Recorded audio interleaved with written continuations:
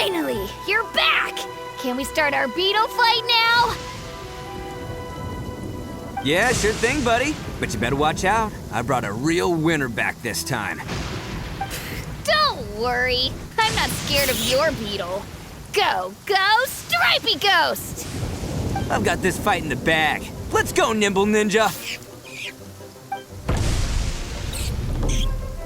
Huh? When did you come up with that name? Come on, you can take him, little guy!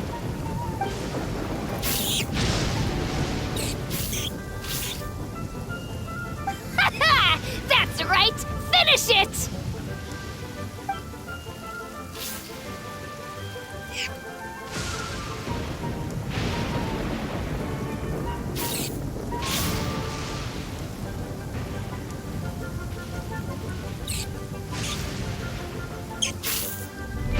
Oh, no! My little Nimble Ninja!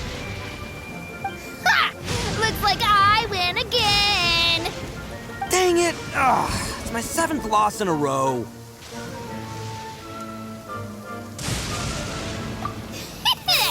Stripey Ghost is invincible!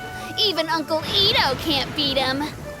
I won't forget this. I'll beat you next time, I swear! All right, Paimon, you're up. Time to give Crimson Cyclone a shot. Maybe it'll end this losing streak of mine. All right, go get him, Crimson Cyclone! Whoa! That one looks ultra strong!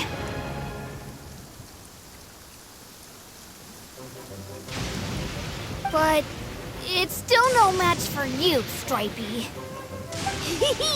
All right, little guy, use your Super Paimon Tornado! No, I can't believe it.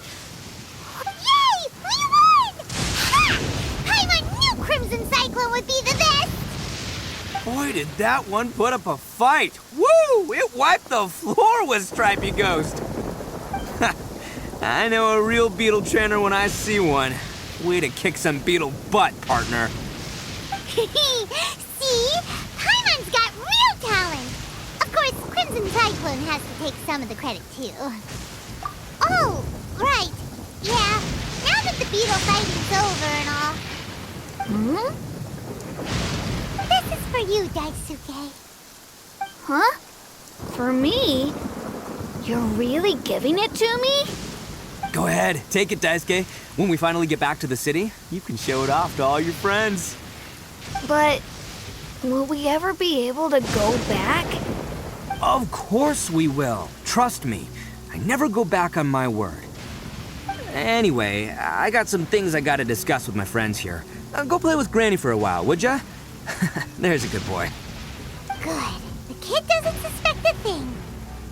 You're from the Tenryou Commission, aren't you? I bet you're here to capture Uncle Ito. Huh? Hey, didn't I tell you? They're my friends. In fact, they're in the gang. We're practically family. That's not true. I already know everyone in your little gang, but I've never seen these two before. Uncle Ito didn't do anything wrong. Don't take him away. And not only did he not do anything wrong, he also saved my life. He's not a bad guy. Hey, some things we don't tell to outsiders, remember? How should I explain? I'm a real lousy liar. Ito, sometimes you need to just say what you have to say. Don't worry about us. I guess. Thanks, Granny. Seems I can't hide it anymore. Come with me. I'll explain everything.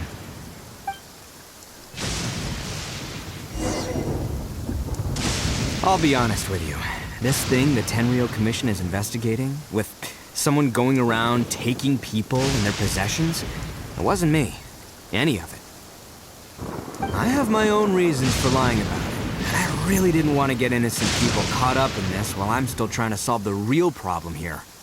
And the same as you. I just want to avoid conflict at all costs. But it's just not worth it if someone gets hurt. So why in the world would you say that you're the culprit? maybe you don't know because you're outlanders, but it all started a long, long time ago with the story of the Crimson Oni and the Blue Oni. Hold on a second. If you're talking about that fairy tale, we've heard that one already. Oh, so you already know. Well, that makes things a whole lot easier. So, is the story from the fairy tale really true? Everything about the fate of the Oni is true. The Blue Oni chose exile, and the Crimson Oni stayed behind. But the other details aren't historically accurate. Fairy tales are nice stories, but there's something they leave out. It's a little thing called the cold, hard truth. The Inazuma of long ago was a dangerous place. If you wanted the Raiden Shogun's protection, you had to have a good relationship with the humans. The Oni are a proud kind, so it wasn't easy for them to ask others for acceptance. Over time, the Oni eventually split into two factions. The Crimson Oni were friendly with the humans, but the Blue Oni, they were more stubborn and insisted on keeping to their own. Paimon thought you were two different species. So really, you're all one family? Yep, that's right. There's no real difference between us. We just paint our horns different colors to show which side we belong to. Because humans were still wary of Oni at the time. The Crimson Oni always hoped to find a way to live in peace with the humans, but the Blue Oni kept clashing with them. Humans didn't see a difference between Crimson and Blue Oni. All they knew was that Oni were hard to get along with. If things were to continue that way, the Oni were never gonna get along with humans. And so, the most revered leaders of the Crimson and Blue Oni decided to resolve it once and for all. Over drinks, they swore an oath. The Blue Oni would play the role of evil Oni to help the Crimson Oni integrate into human society. But the Blue Oni's leader gave two conditions. Huh? What were they? First, the Oni must abandon any prejudice they held against humanity. Every Oni was to accept humans in their heart before the humans accepted them. Oni were not to use their strength to mistreat humans, but were also not to stand for mistreatment against themselves. Second, the Crimson Oni were to integrate with human society, but not by trying to please the humans. The Oni were to embrace their own honest characters, their surging tempers, and their awesome strength to win respect from the humans. In other words, they were to carry on the Oni bloodline while also protecting our Oni pride. After choosing exile, the number of Blue Oni began to dwindle, until eventually, they disappeared altogether. Since I first heard the story of the Blue and Crimson Oni as a kid, I've heard it countless times in my life. Not once did I ever imagine that the Blue Oni clan had actually survived. So you're saying the real culprit was a descendant of the Blue Oni? That's right. Most people don't pay attention to the color of an Oni's horns. They probably don't even know that Blue Oni exist. But nothing gets by the Arataki gang. At the scene of the crime, they saw an Oni with different color horns than mine. Still, it would be strange if the culprit really was a descendant of the Blue Oni. I can't bring myself to accept it. Exactly. They would give up their life before abandoning their pride. I've always respected the Blue Oni for the sacrifice they made. And I know the aspirations my ancestors had for the future of all Oni. Our pride does not allow for any wrongdoing. You don't steal from other people. You don't harm other people, period. My guess is that the Blue Oni was tricked or forced into it somehow. But I don't have any evidence. That's right. If I didn't step in, the Tenryou Commission would have definitely caught them by now. But what does Daisuke have to do with any of this? He said that you saved him so he knows your story, right?